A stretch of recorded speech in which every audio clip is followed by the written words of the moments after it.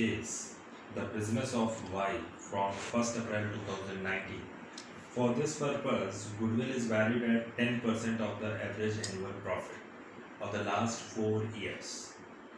So, the profit shown by Y's business for the last 4 years.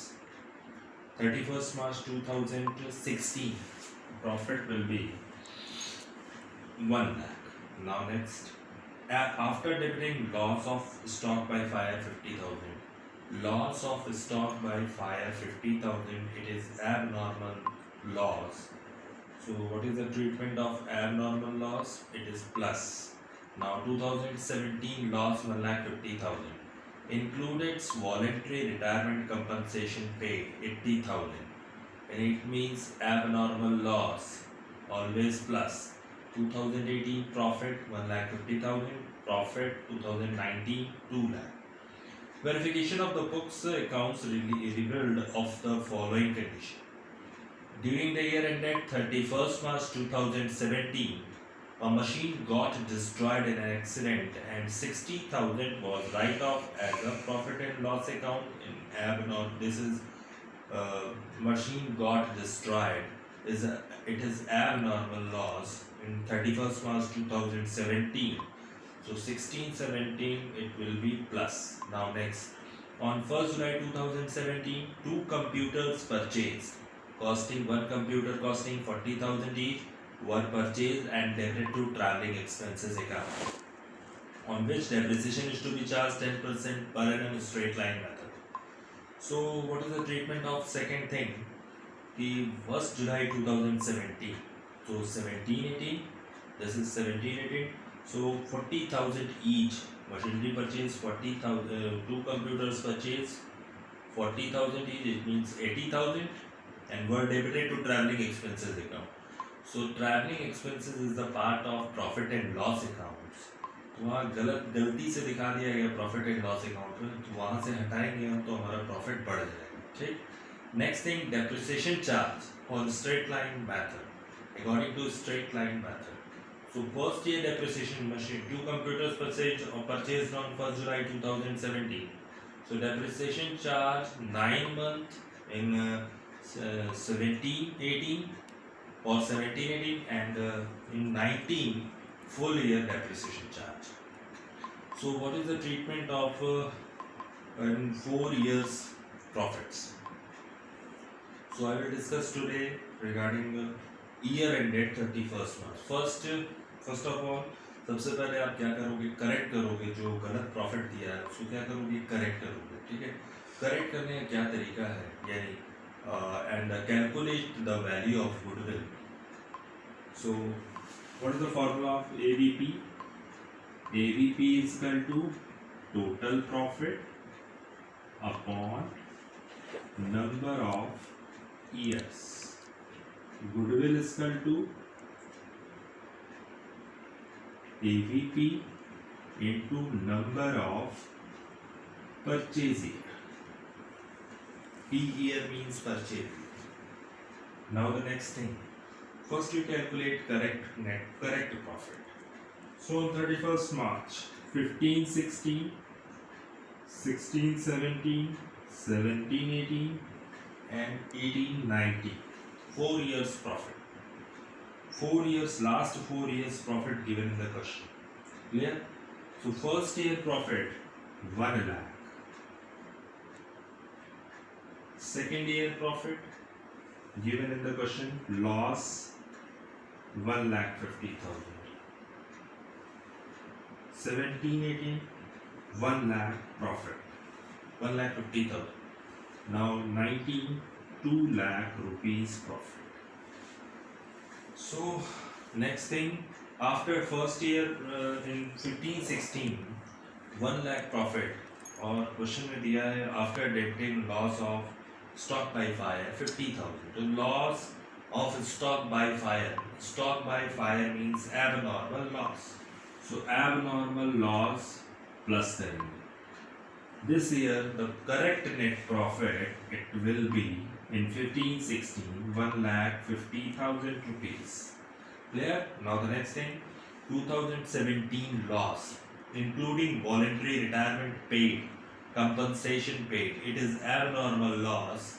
So 16 में loss दिया है always, और यहाँ पे 1,80,000 का 80,000 एबनॉर्मल लॉस है 17. सो उस 80,000 को हम क्या करेंगे, प्लस करेंगे. Now next, in next verification of the books of accounts revealed the following. During the year ended 31st March 2017, a machine got destroyed in accident. 60,000 was write-off in profit and loss account, abnormal loss. So machine got an accident. Machine during the year ended 31st March 2017. 31st March 2017, first year, second year, third year, fourth year. तो 31st March 2017 second year में आएगा, और इसी साल क्या हो गया, machine got destroyed in accident. ये एबनॉर्मल लॉस है 60,000. सो एबनॉर्मल लॉस को क्या करोगे आप, प्लस करोगे. किस साल प्लस करोगे, इस साल. यानी ये दोनों मिला के प्लस हो जाएगा, और लॉस था तो ये प्लस जो है ये लॉस की भरपाई कर देगा. ठीक है. तो इस साल 16-17 में जो 80,000 एंड 1,40,000 फिर भी लॉस ज़्यादा है, यानी 1,40,000 में से 1,50,000 माइनस करेंगे तो यहाँ पे लॉस आ जाएगा आपका 10,000 rupees. In bracket means loss. Next, on 1st July 2017, two computers costing 40,000 each were purchased and were debited to traveling expenses account. First of all, traveling expenses account. Traveling expenses is the profit and loss account. So traveling expenses is the expenses. So expenses and losses are debited and income and gains are credited. So expenses and losses debited, यानी traveling expenses को show किया गया profit and loss में, तो वहाँ से हटाएंगे. expense है तो वो हमारे profit को कम किया होगा, तो हम वहाँ से हटाएंगे. तो यहाँ पे 80,000 क्या हो जाएगा, किस ईयर में है ये, 1st July 2007. तो 80,000 यहाँ पे प्लस हो जाएगा. ठीक. डेप्रिसिएशन भी चार्ज करना है स्ट्रेट लाइन मेथड. तो 80,000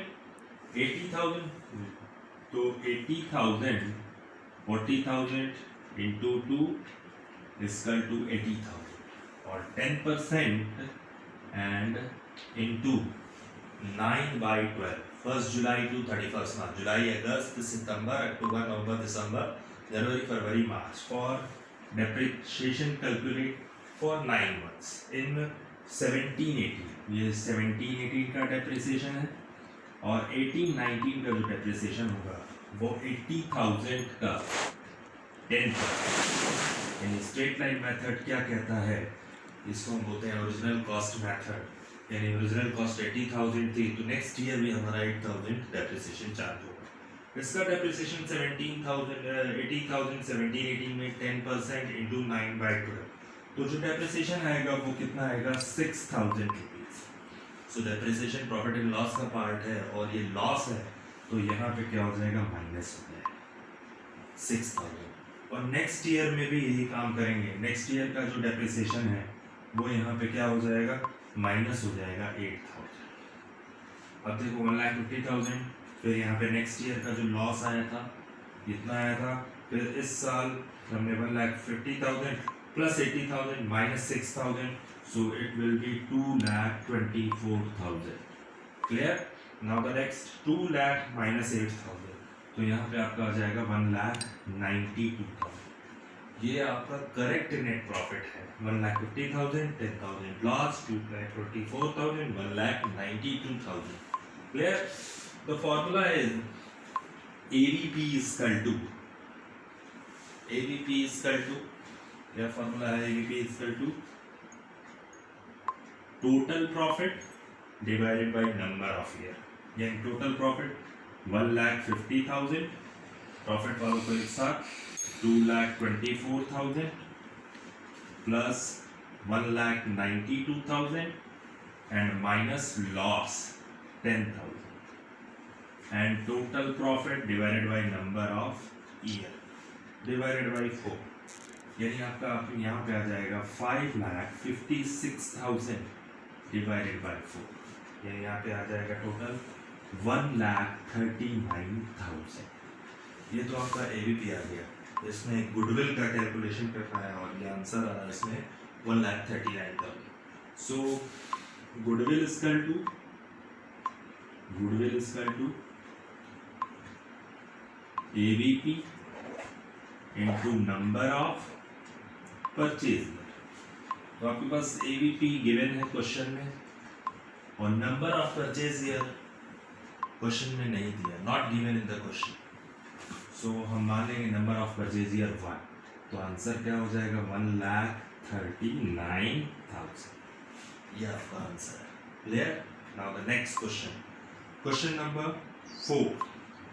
क्वेश्चन नंबर 4 में है ABC were partners sharing profit and losses equally. They agreed to D for equal share.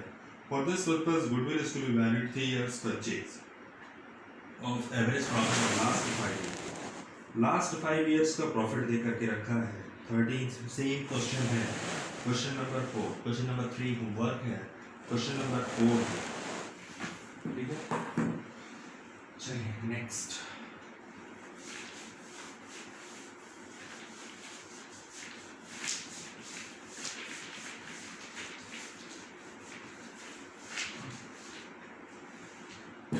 Now the question number 4. Year ending 31st March 2013. ठीक, 3 years purchase, average profit 3 years purchase आपका year दिया है, 5 years का profit. ठीक, तो first of all 2013, 2014, 15, 16 and 17, 5 years profit. तो ये year start हुआ होगा 2012-13, 13-14, 14-15, 15-16 एंड 16-17, 5 years प्रॉफिट। नीचे एडजस्टमेंट है क्वेश्चन में। पहले साल प्रॉफिट कितना था 60,000, next year profit 1,50,000, next year loss 20,000, next year profit 2 lakh rupees, next year profit 1,50,000 rupees.